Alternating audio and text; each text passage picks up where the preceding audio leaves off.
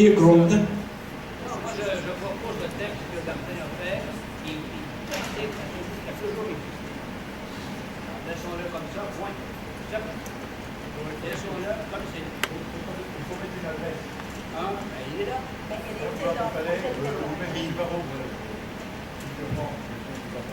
Alors, il ne faut pas mettre à l'ordre, il faut mettre à la maison du barreau et au centre des associations. Au centre des associations. La maison du barreau, Atelier Gronde, vous avez la parole. Que veut dire secrétariat permanent? Vous avez la parole. Qu'est-ce que ça veut dire?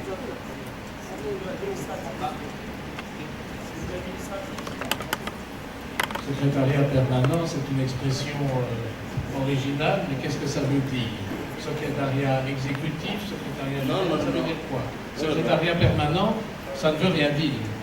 Si ça veut rien dire en Belgique, mais en français, ça veut dire quelque chose. Quand vous prenez, non mais je dis, quand vous prenez les différentes organisations de l'OIE par exemple, vous prenez l'organisation des cours constitutionnels, vous prenez l'organisation des médiateurs, le secrétariat permanent qui est assuré par exemple, la Cour de Paris. Le secrétariat permanent, c'est l'organisation permanente de l'administration de l'institution. C'est ça le secrétariat permanent. C'est ça un sens. Secrétariat permanent, c'est ça qui assure la permanence, précisément pour qu'il y ait une stabilité de l'institution. Maintenant, si le mot gêne, vous pouvez dire ce que vous voulez, mais on met bien secrétariat permanent. Et nous, on a une institution que je préside qui a un secrétariat permanent à Lomé. C'est-à-dire que c'est pour montrer le caractère stable de la chose. C'est ça, c'est ça le secrétariat permanent. Et c'est marqué dans les statuts au départ. Secrétariat permanent. Ce n'est pas la même chose. Secrétariat administratif qu'on peut déplacer comme on peut. Là, c'est permanent. Maintenant, si on n'est pas d'accord, on fait autre chose. Hein, mais... Oui.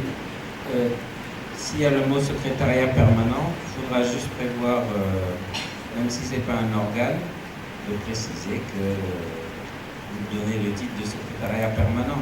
Le siège social n'a pas vocation à intégrer le mot secrétariat permanent.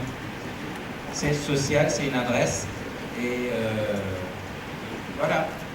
Et le mot secrétariat permanent, je vous propose de le transférer, d'en reparler à l'article 4 où on parle des organes. Et on pourra le ramener comme sous-structure ou dénomination. 9, pardon. Parce qu'à ce niveau-là, ça n'a aucune raison d'être. Je ne conteste pas le mot secrétariat permanent. C'est juste sa place. Siège social, ce n'est pas secrétariat permanent. Siège social, c'est une adresse, point barre. Je rends le micro à Mira.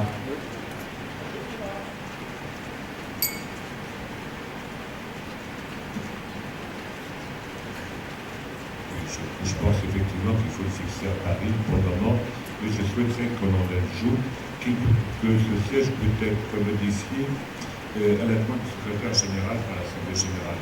Parce que si un jour on a un secrétaire général qui n'est pas parisien, ça n'a pas de sens de mettre un secrétaire général à Paris. Donc il faut que le secrétaire général puisse en demander la modification. Il faut prévoir une installation de siège. Non? Précisément. Et le siège social, c'est pas le secrétariat permanent. Le siège social, Et si un bâtonnier parisien peut est-ce qu'on peut faire un peu de droit? Non mais c'est beau, la siège sociale,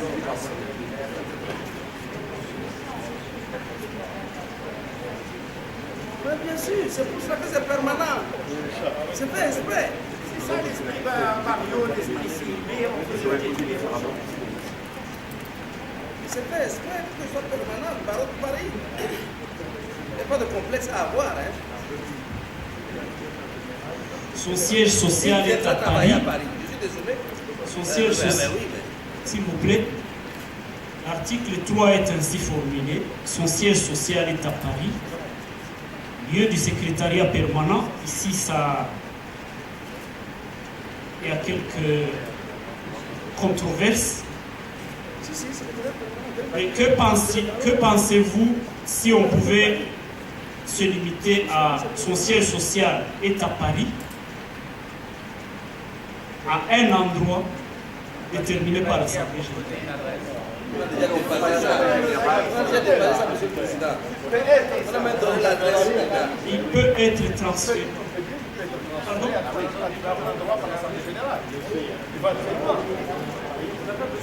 Excusez-moi, mais il me semble que si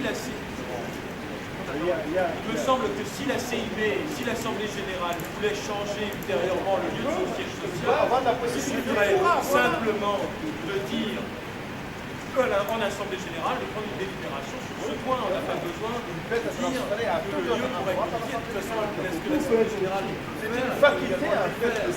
Est-ce que l'article 3 peut être adopté moyennant cet aménagement?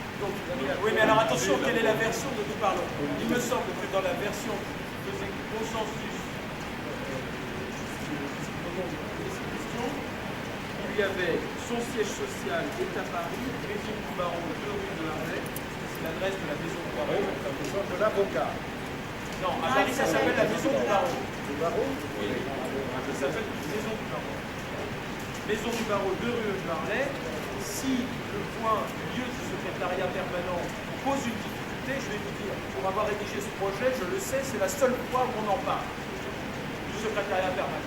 Là, on est en train de parler du siège social. Disons que son siège social est à Paris, aux 2 rue de Harlay. Point.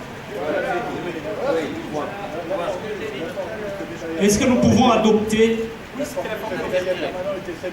C'était la formule d'origine. Il laissait entendre qu'il y avait, avec le siège social, le secrétariat permanent, donc en fait, les dossiers qui les actifs du groupe de siège social, il n'y a pas de division au lieu plus simple, en respect de parce que à partir du moment où l'Assemblée modificielle il vaut mieux donner une idée de permanence à la CIB. Donc je pense qu'il figurait dans la cité d'origine. Et laisser la faculté à l'Assemblée générale de le transférer. Et l'Assemblée générale a pu donc nous maintenons le terme de secrétariat permanent. De toute façon, je suis d'accord avec que ça ne change pas grand-chose. Nous pourrions parfaitement décider autrement ultérieurement. Et comme l'a dit tout à l'heure, le secrétariat permanent, on va le mettre dans l'article 9. Là, c'est le siège social. Oui, mais alors attention, la dossier, on en parlera pour l'article 9.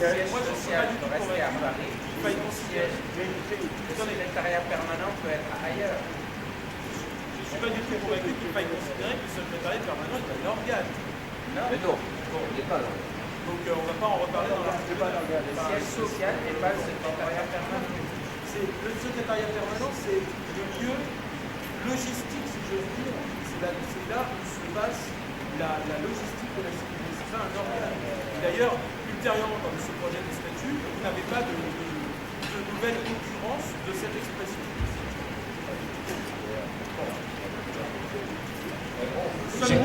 J'ai une proposition. Son siège social est à Paris, à la Maison du Barreau, 2 rue du Harlay, point. Il y est établi le secrétariat permanent qui peut être modifié sur décision de l'Assemblée générale, point.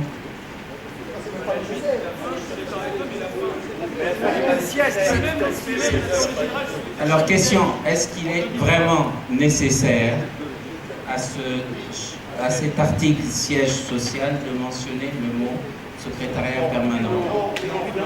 Donc si ce n'est pas nécessaire, enlevons-le et avançons. Et si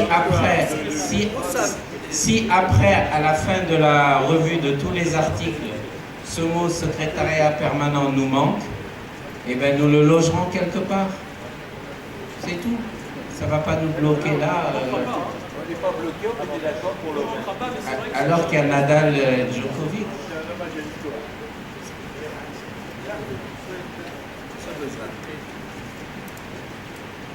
Moi, si vous voulez, bon. Mais c'est exprès qu'on a dit dès le départ, secrétariat permanent. On pourrait plus mettre secrétaire administratif, c'est pas qu'on ne connaît pas le français. Il y a une sorte de lien ombilical entre la CIB et le barreau de Paris. Il n'y a pas de complexe à avoir.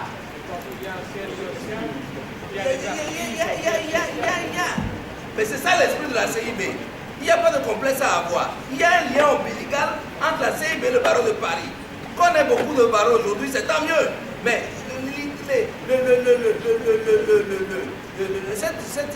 cette liaison particulière, vous savez mettre le secrétariat permanent.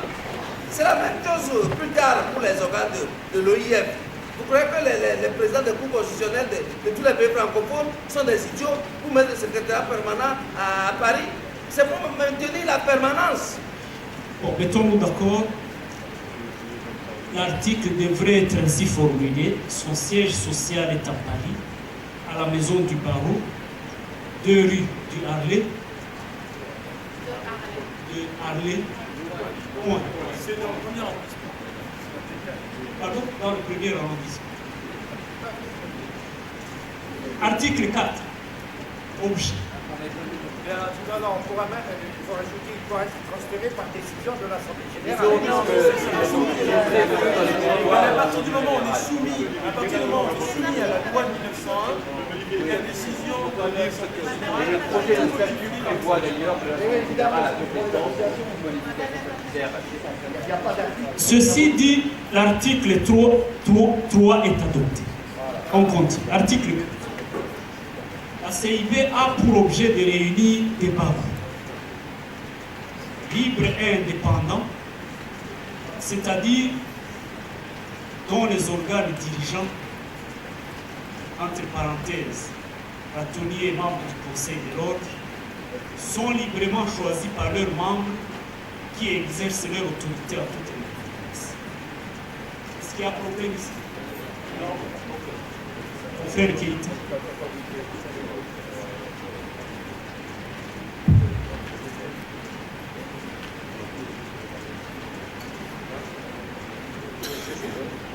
Merci.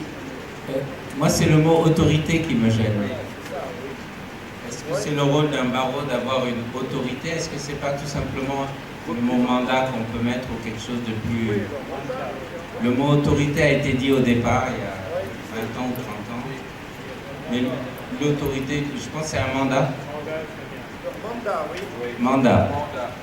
Merci. Les barreaux, le conseil à la discipline, non?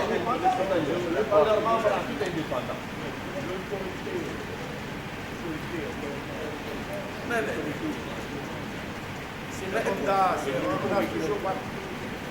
Vous avez peur du mot autorité ou quoi? Mais la discipline, c'est quoi? C'est dans le mandat. C'est dans le mandat.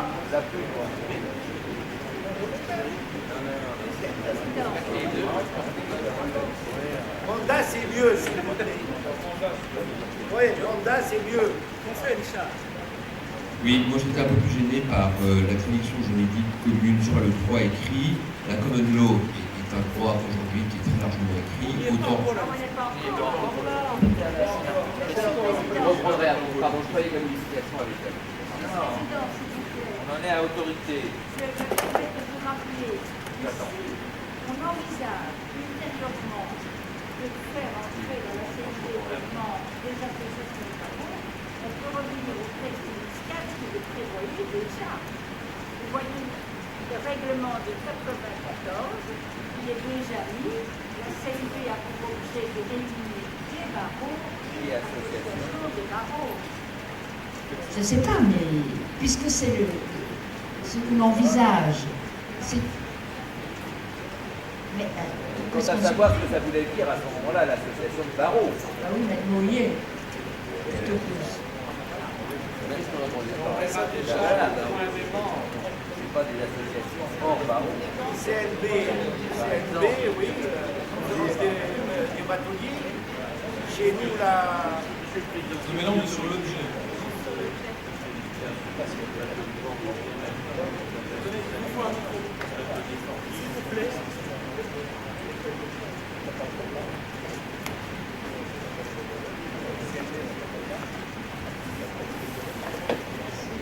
Je vous prie d'excuser mon retard, je représente le barreau de Bordeaux et le bâtonnier Jean-Luc Forger, le président de la conférence des bâtonniers, avec qui je venais cet après-midi transmettre toutes ces salutations et toutes ces amitiés. Et je dirais qu'en ce qui concerne les associations de barreaux, la conférence des bâtonniers est une association de barreaux et je souhaiterais vivement l'adhésion à la CIP, je souhaiterais n'est même pas encore là.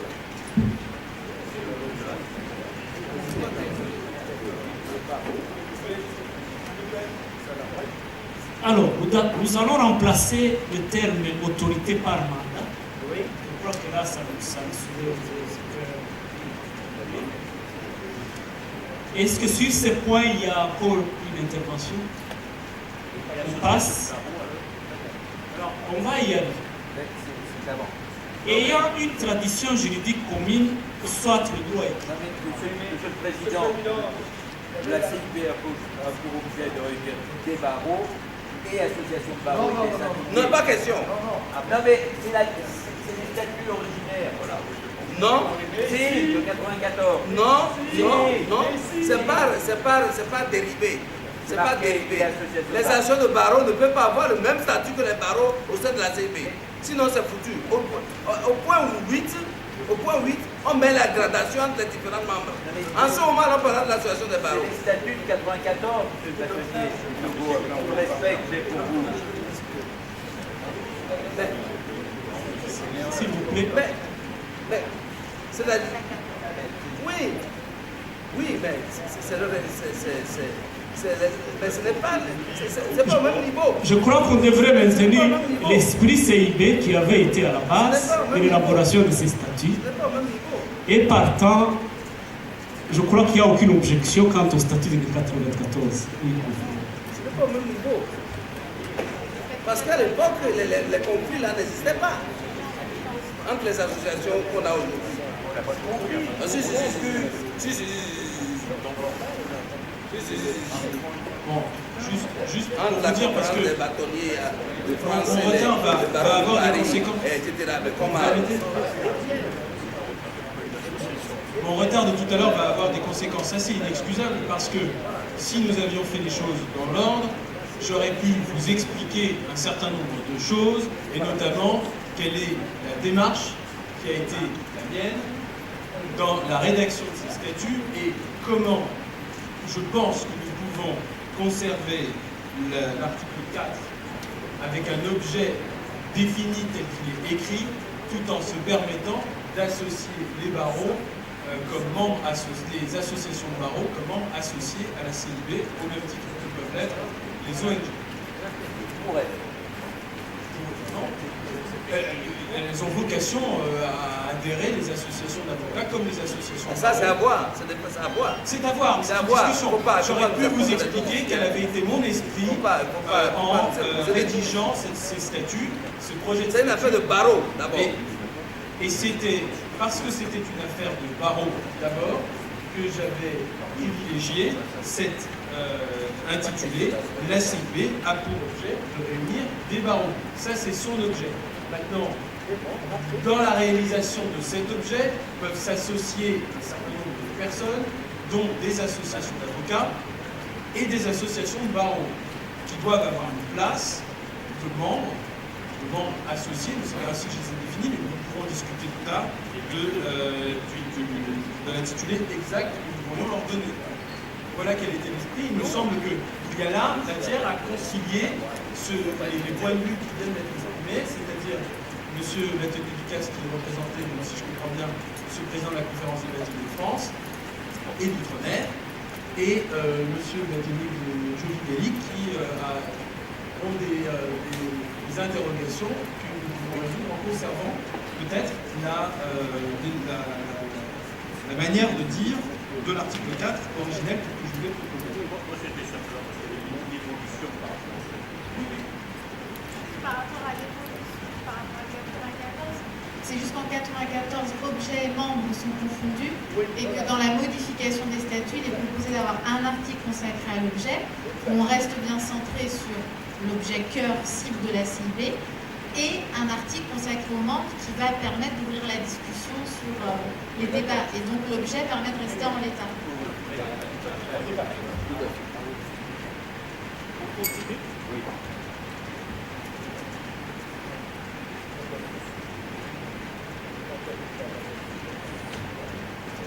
Je crois que ces points ont été actés. Ayant une tradition juridique commune, soit le droit écrit. Là, quelqu'un est intervenu sur le point de droit écrit. Richard. C'est peut-être un détail, et on comprend bien ce qu'on entend par le droit écrit. C'est pas le droit romain, mais aujourd'hui, le droit à la commune law est un droit écrit. Que passera-t-il si un baron anglophone frappe à notre porte? Faut-il accepter ou pas? On ne définit pas aujourd'hui le droit romain par opposition au droit de la commune law comme étant un droit écrit, alors que le droit c'est oral. Chacun sait bien que cette distinction, elle est purement artificielle, et aussi c'était le cas au XIIe siècle, ce n'était vraiment plus le cas aujourd'hui. Nous avons vocation à réunir les barreaux de tradition juridique commune, et c'est la raison pour laquelle Madrid a rejoint la CIP. Probablement que les barreaux italiens nous rejoindront un jour, du moins faut-il l'espérer, même si la CIP reste francophone. Je pense que l'expression droit écrit ne correspond plus aujourd'hui à l'opposition entre le droit romain et le droit du common law. Faut-il écrire droit romain, faut-il écrire droit romano-germanique? Je propose droit romain, ce qui est, à mon avis, les comparatistes disent aujourd'hui que c'est la meilleure définition du droit qui nous réunit aujourd'hui dans un espace, notamment francophone. C'est l'expression retenue par la doctrine, bien sûr, comparatiste. Il n'y a plus tellement, justement, on dit plutôt romain aujourd'hui. Enfin bon, on peut dire romano-germanique, je n'avais pas l'objection en particulier. La tradition juridique commune. Un point très, Point. on se comprend. Point. Tradition juridique commune, point. On se comprend. On se comprend, justement. Oui, mais là, on comprenait tellement bien que les statuts initiaux parlaient de droit écrit. Tradition de droit écrit. À l'époque, c'est ce Je pense qu'il y a... À l'époque, c'est ce qu'on disait. Pardon, Martin. Il vient d'expliquer, Richard. Non, mais moi, je n'ai pas d'objection particulière au fait que ce soit droit romain, droit romano-germanique, droit écrit, même droit civil. Le martonnier, juste, moi, je trouve que c'est important de préciser à quelle traduction nous faisons référence. Donc il est évidemment important qu'on ne se limite pas à la tradition juridique commune parce qu'il faut un contenu. Il existe plusieurs appellations possibles de ce à quoi nous pensons. Droit civil, droit romano-germanique, droit continental, droit romain. Choisissons dans une de ces expressions. Droit civil avec un C majuscule. Droit civil, ça me paraît très bien.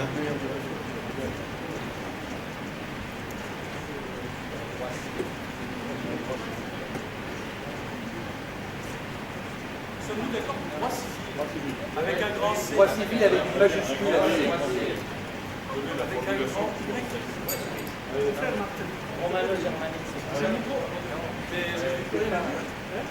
Nous sommes d'accord pour droit civil avec un grand C ici.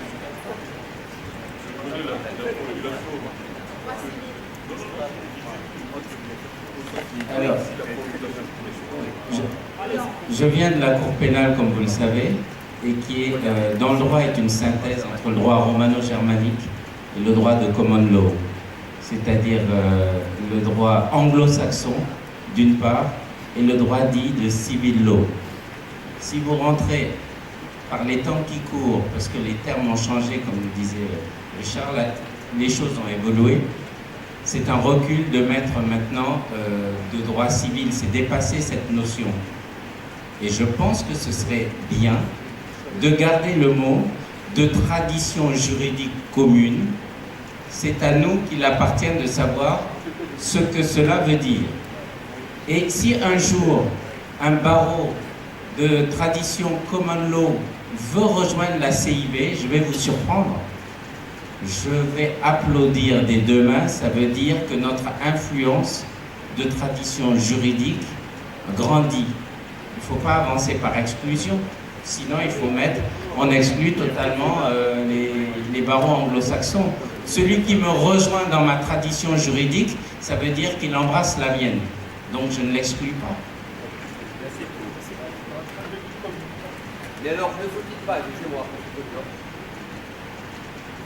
la pénalité peut-être supérieure, ne faut-il pas à un moment donné, je ne sais pas si c'est prévu, prévoir que la langue de travail est française? Oui, c'est ça. On a vu très bien.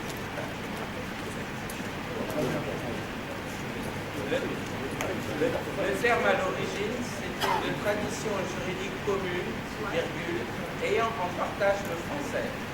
On le disait tout le temps, y compris dans les textes. Non, on dit plus. On le dit plus. Pourquoi? Nous maintenons donc ayant... Attends, je pose une question. Non, alors le chevalier avait pas ça dans le projet. Ça est venu après, et puis après on a abandonné. Non, il y a l'article 7. Non, ça. Gardons la tradition juridique commune. On continue. Mais non, il faut mettre un contenu. Moi, je pense qu'il faut mettre un contenu. Pourquoi dire, renoncer à dire ce qu'est la tradition juridique commune? Ou alors on dit tout de suite que c'est une organisation qui regroupe des barreaux. Tout de suite, on dit que la tradition juridique commune n'a pas lieu d'être dans le statut. La dénomination, c'est Conférence internationale des barreaux de tradition juridique commune. Quel est le problème à mettre que nous avons ensemble, en Assemblée générale, aujourd'hui, une tradition juridique commune et le droit civil en dire. Oui,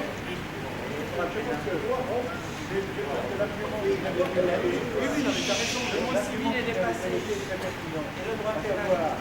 Aujourd'hui, nous avons tous une tradition juridique commune. Donc on a un acquis. C'est pas la peine d'aller plus loin, on a déjà un acquis. Demain, il y aura peut-être des pays anglophones qui vont adhérer à OADA. Ils ne sont pas les pays de droit écrit. Ils peuvent néanmoins rejoindre ce pays parce qu'ils vont acquérir une autre tradition. Voilà, par le biais de l'OADA. Je pense préférable de dire que nous rassemblons des traditions juridiques communes qui sont des Exactement. Bon, merci beaucoup. On garde la tradition juridique commune, point. Article 5, vocation. Non, parce que moi, je suggérais qu'on mette les traditions communes des droits romains.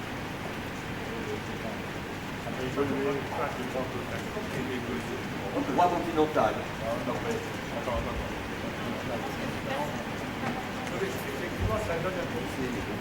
Effectivement, il faut donner un contenu, un sens. Qu'est-ce que la tradition commune? On a tous, y compris les anglo-saxons libéraux, c'est des droits romains. Un jour, on a rédigé le droit en France, on n'a pas rédigé au nord de la loi du anglo-saxon, mais c'était quand même des droits romains. La différence, elle n'est pas dans les principes généraux du droit, elle est uniquement, effectivement, qu'on n'a pas rédigé. Les droits romains, on a tous en commun, y compris les pays anglo-saxons. Donc pourquoi pas mettre tradition juridique commune née du droit romain? Quel est l'obstacle? C'est limité quand même. À partir du moment où on retire le français en partage, c'est qu'on a une volonté d'élargir. Mais Patrick, on enlève le français en partage, à partir du moment où on ouvre déjà l'Espagne, on ouvrira demain l'Italie, peut-être la Roumanie. Et donc, pourquoi limiter alors Non mais attention, hein, le français en partage, ça n'a jamais été le truc. Ça n'a jamais été le truc. C'est pour ça qu'on va mettre. Non, mais jamais. Mais ce qui était indiqué auparavant, c'était ayant tradition commune, point, tradition de droit écrit. C'est ce qui avait marqué. Non, ayant partage de français, c'est unique.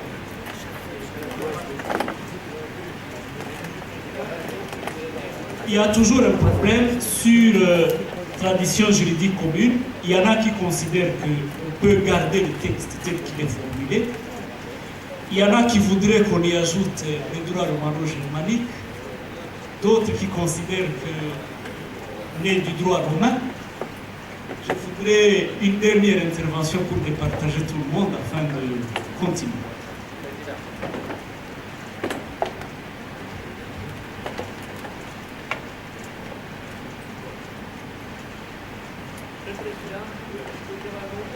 Alors, est-ce que notre vocation, c'est d'exclure ou de nous élargir?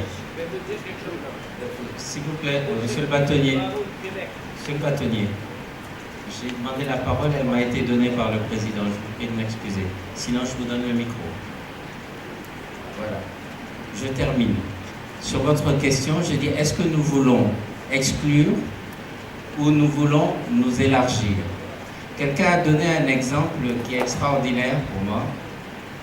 même si je ne pratique plus en Afrique, j'ai vu, au travers du droit de l'OHADA, voir tomber les barrières, Afrique de l'Ouest, Afrique de l'Est, etc.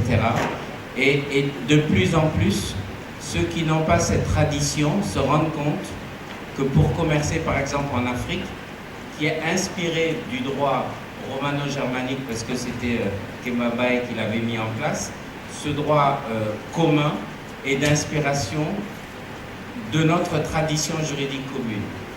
Rien que par cet exemple-là, s'il y a des barreaux qui veulent rejoindre cette tradition juridique commune et se sentir proches de nous, pourquoi les exclure avec un mot romano ou romain qui ne fait qu'exclure?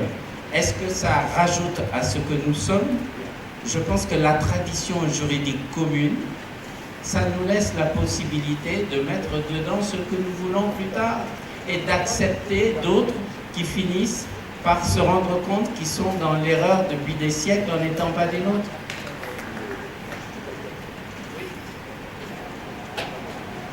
Je pense que depuis des années, on fonctionne avec l'expression tradition juridique commune. Ce qui me paraît le plus important, c'est la langue de travail. Que l'on ait le barreau de Madrid avec nous, ça fait plaisir, à condition que la langue de travail soit française. Autrement, on aura une autre UIA. Il y a déjà une association de barreaux qui s'appelle l'UIA. Et si on veut se retrouver entre francophones et parler français, c'est ici. En ce qui concerne le barreau du Québec, je peux vous dire que depuis des années, je fais des efforts pour que le barreau du Québec participe activement aux réunions de la CIB. J'ai gagné. Ça va, j'avais quoi de venir sortant du Québec, mais il y a une chose auquel on tient. Ce n'est pas une association de n'importe quelle sorte de barreau comme la LUIA. On est ici parce qu'on est entre nous, entre francophones. Je peux vous dire qu'au Québec, le français, c'est général. Alors, la raison principale pour laquelle on y tient, c'est que ça parle français. Quand vous voulez, par toutes sortes de moyens, introduire un barreau d'Afghanistan, je sais pas pourquoi, là, non, il faut qu'il vienne, à condition qu'il parle français. Ça, c'est important. Alors, c'est pour ça que j'aurais préféré civil, tradition juridique commune. Pour la langue de travail, il y a un acte. Il y a un acte. Ah oui, mais je le dis parce qu'il y a des gens qui ont été dans leur expression, nous disent on pourra faire adhérer un barreau anglophone, etc. Oui, c'est gênant. Parce que si vous voulez mettre ça dedans, c'est toujours, je viens du Québec, au Canada, on est englouti. Il faut être très vigilant. Alors, il faut être très vigilant. Alors, moi, là-dessus, avant de dire qu'on va s'extensionner en Afghanistan ou en Syrie, je trouve qu'on doit regarder entre nous qu'est-ce qu'on doit faire comme barreau africain, suisse, belge et autres. Ça m'intéresse. Et c'est pour ça que nous, on peut participer de plus effectivement à la CIB.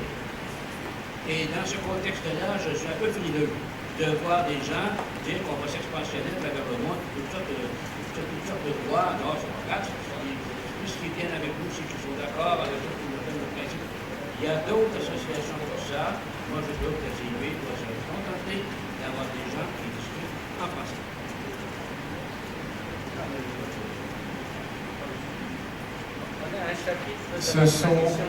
C'est la spécificité de la CIB, c'est bien cette tradition juridique commune, et j'insiste aux côtés d'Henri Grondin, le Canadien, sur le maintien de cette tradition juridique commune. C'est une association qui est fondée là-dessus. Si nous ouvrons à tout le monde, dans 5 ans ou dans 10 ans, on parle anglais. Voilà.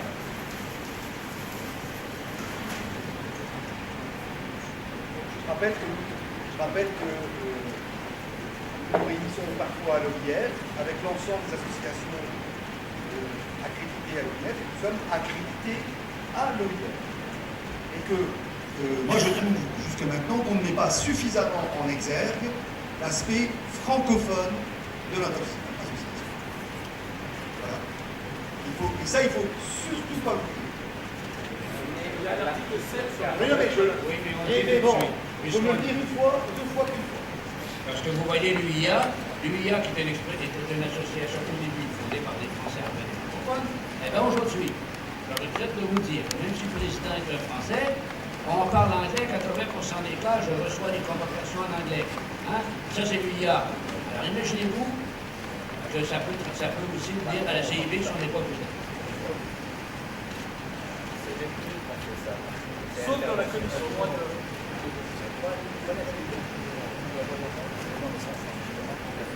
Parce que ça ne rapporte rien, donc les Anglais ne font pas.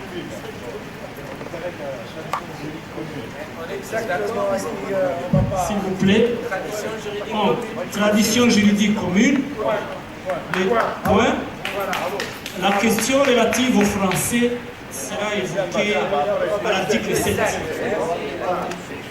Attendez, mais on peut le muscler là, sans vouloir revenir sur ce que le président Boutenaba.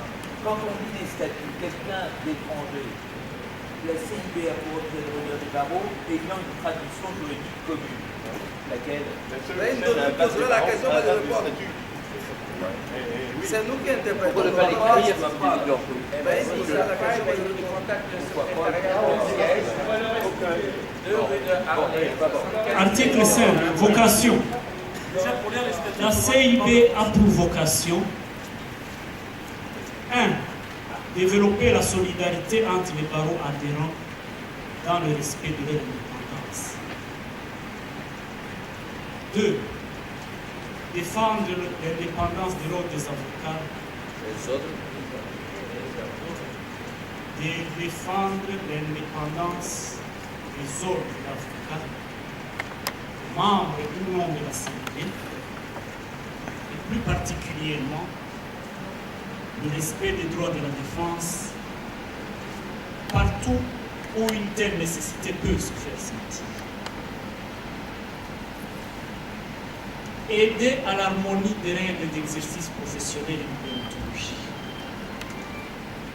au sein des barreaux membres pour permettre leur compatibilité. 4.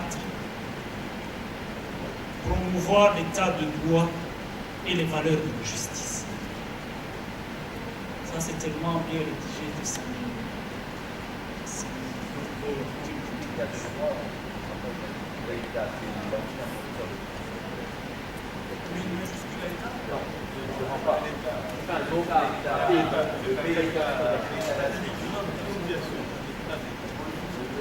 c'est noté.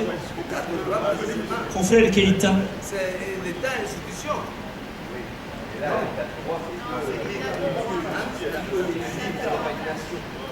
Pardon?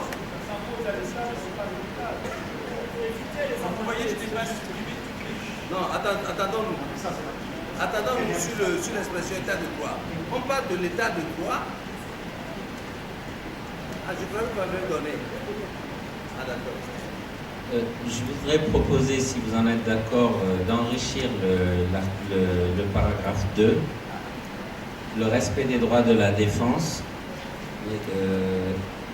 Maintenant, au niveau international, il y a la défense et aussi le procès équitable, pour dire élargir aux droits des victimes aussi, et de tout ce qui est le procès. Il vaut mieux veiller à l'équité du procès que de se montrer, nous, gardiens seulement ou soucieux que des droits de la défense. Ça, c'est la première proposition. La deuxième proposition, quand je vois les sujets que de plus en plus nous abordons dans nos congrès, il y a une nécessité d'être un peu plus militant. Je proposerai état de droit, valeurs de justice et bonne gouvernance. Et la bonne gouvernance, ça touchera aussi bien l'administration que l'économie, le développement, tous les nouveaux droits, bonne gouvernance. Voilà mes deux propositions. Je les répète à la demande du bâtonnier Grondin, je prie de m'excuser de tout à l'heure d'avoir insisté pour la parole. Paragraphe 2, après le respect des droits de la défense, rajouter et le respect du procès équitable, des règles du procès équitable, et le paragraphe 4 de promouvoir l'état de droit, virgule, les valeurs de la justice est celle de la bonne gouvernance.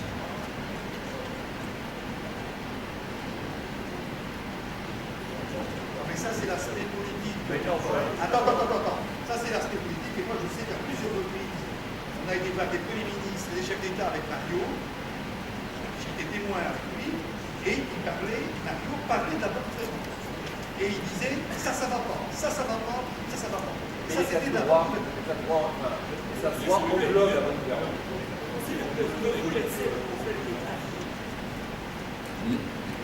L'état de droit, vous pouvez vous contenter de dire, voilà, nous on a une bonne constitution, nous on a des éléments, mais la bonne gouvernance, c'est aussi ce qu'on fait de l'état de droit, c'est-à-dire de l'état des textes. Et ça inclut le comportement, l'éthique et le respect des valeurs fondamentales, y compris les droits de l'homme, le procès équitable, tout le tralala. Absolument. Le droit d'ingérence aussi. Je n'ai pas besoin de micro. Pour revenir à l'état de droit, l'état doit s'écrire présent avec T majuscule. E majuscule, parce qu'il s'agit de l'état de droit et non de l'état du droit. L'état de droit, c'est toujours E majuscule. Et D minuscule, le D est minuscule, mais le E, l'état de droit, c'est toujours E majuscule. Mais non!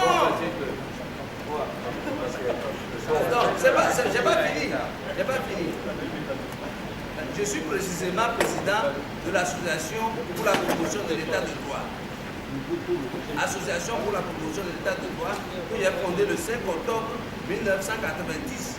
5 octobre 1990. Donc dans ces affaires-là, j'ai quand même bien expliqué. Alors, moi je pense que même si ça englobe ça, il faut ajouter droit de l'homme. Parce que le fait de mettre droit de l'homme est important pour les avocats. Il ne faut pas avoir peur des mots. Il faut mettre droit de l'homme, promouvoir l'état de droit, et il faut mettre droit de l'homme aussi.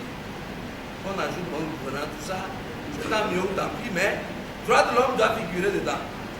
Ça, c'est. On ne peut pas.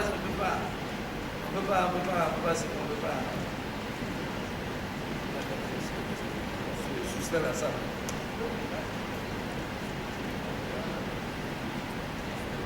Merci, Président. Oui, j'interviens essentiellement au sujet de la proposition d'inclure la bonne gouvernance dans notre article. Personnellement, je suis d'avis que la bonne gouvernance entend dans l'état de droit. On peut très bien faire les démarches que Manu Stasi menait sans mettre dans le statut bonne gouvernance. Pourquoi? Parce que le président ou le premier ministre qui va le recevoir, il commence par lire le statut, et s'il y trouve bonne gouvernance, il se dit voilà des demeures de leçons et le reçoit.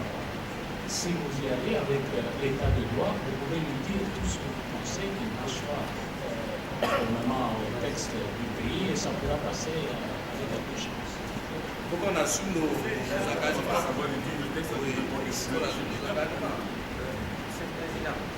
Oui, l'état de droit inclut la bonne gouvernance, mais je ne vois pas l'inconvénient à ce que, même si à mon avis c'est un peu redondant, on ajoute la bonne gouvernance.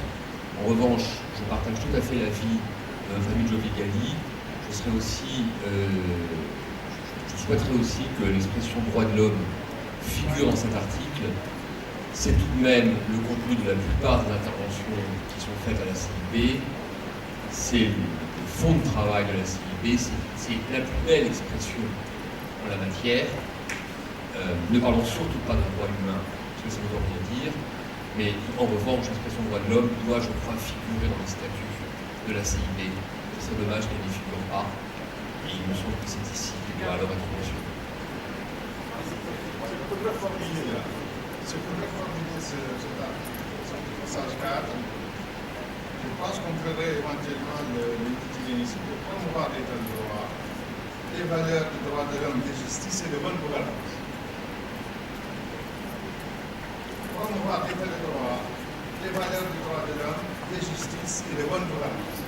Moi, je pense qu'il faut mettre les droits de l'homme avant.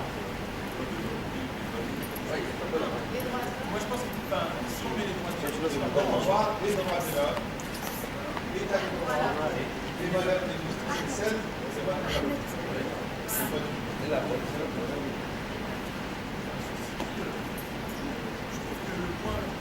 point abordé par l'atelier de Villiers concernant la bonne gouvernance avait du sens. Ça avait vraiment du sens. Parce que c'est vrai que dans l'affirmation de la bonne gouvernance, il y a une vocation de prise de parti sur un plan politique. Et je pense que ce n'est pas un problème en soi qu'on soulève la question au niveau du statut. Juste, je trouve que c'est pertinent de se dire, si on le fait, on risque d'être reçu d'une manière un peu différente. Et d'une manière qui finalement, effectivement, peut-être pas forcément nécessaire, dès lors que la promotion de l'état de droit peut parfaitement inclure, le cas échéant, la promotion de la bonne gouvernance. Dans le plateau d'état de droit.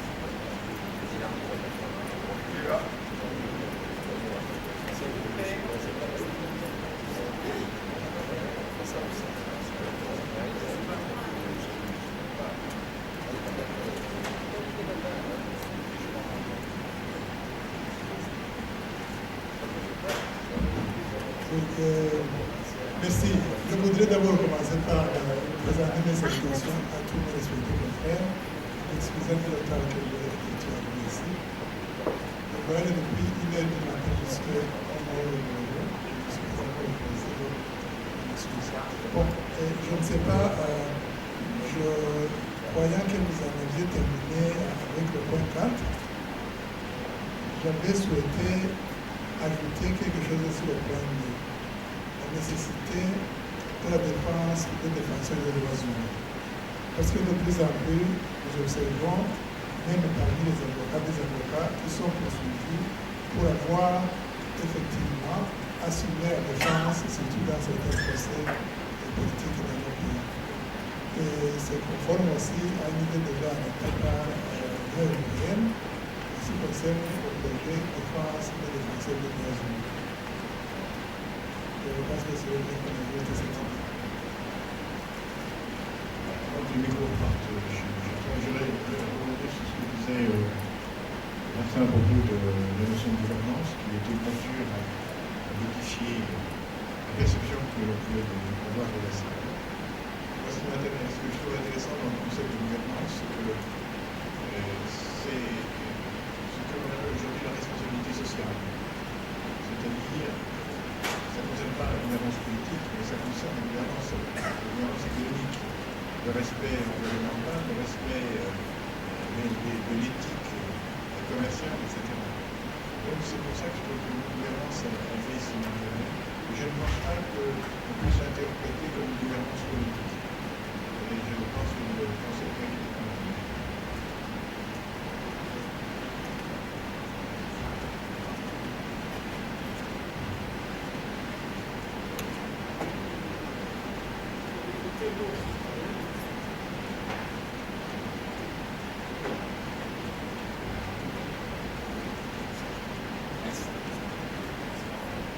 Je suis d'accord avec les propositions qui ont été faites tout à l'heure. J'ai juste un problème avec celle du bâtonnier. Je suis d'accord pour introduire la défense de la défense, mais il me semblait que dans le paragraphe 2, déjà, le respect des droits de la défense, les règles du procès équitable, ceux qui se lèvent pour défendre la défense, ils sont comme nous tous. Donc je pense que ça les intègre. Là, par contre, comme ils sont souvent en situation de fragilité, je pense que le meilleur moyen de les protéger, c'est de ne pas les mettre de manière nominative dans le statut, parce qu'il y a des tas de mots qui les intègrent. En revanche, je ne suis pas d'accord avec le mot droit humain. C'est une expression qui me hérisse sur le plan sémantique. Si, le bâtonnier a proposé le mot droit humain. Alors, je préfère le mot droit de l'homme et que Joby me pardonne. Non, les droits ne sont pas humains. J'ai jamais utilisé le droit humain. Jamais. Humain, c'est un adjectif. Le droit ne devient pas humain. C'est des droits attachés à la personne humaine. Donc, les droits de l'homme. Je termine, s'il vous plaît. Je termine en disant que le mot État doit être en minuscule. Et ce n'est pas l'État